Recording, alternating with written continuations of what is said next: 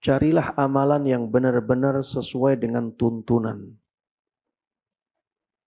Dan kalau melakukan amalan ibadah, sebisa mungkin kita lakukan sesuai tuntunan.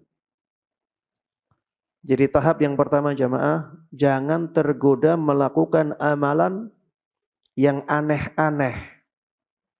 Tidak ada dasarnya. Ditanya mana hadisnya, tidak bisa mendatangkan. Sudah berat, kalau ditanya mana dalilnya, ternyata tidak bisa mendatangkan dalil. Yang didatangkan dalil-dalil umum. Ini kan masuk dalam zikir. Kan Allah katakan, ya ayyuhalladzina amanu uzkurullaha katsira. Wahai orang-orang yang beriman, berzikirlah kepada Allah dengan zikir yang banyak. Ini kan zikir. Jadi tidak ada masalah kita baca ya Latif sampai 60.000, sampai 100.000. Jamaah, kita zikir itu beribadah. Kita beribadah itu harus ada tuntunannya. Ini tahap pertama, ya. Kalau kita melakukan amalan-amalan ibadah, tidak ada contohnya dari Nabi, amalannya menjadi sia-sia jemaah. Allah tidak akan mau menerimanya, walaupun niat kita baik.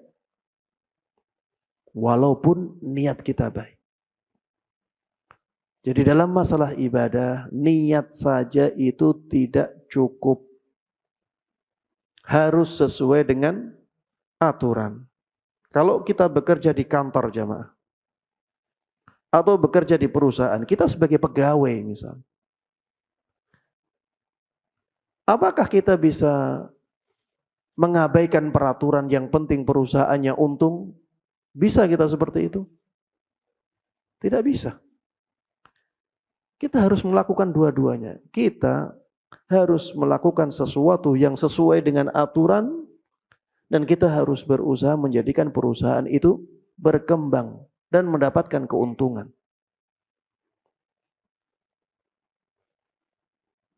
Sebagai pegawai negeri juga demikian. Kita tidak bisa hanya berpikir yang penting negara ini tidak rugi.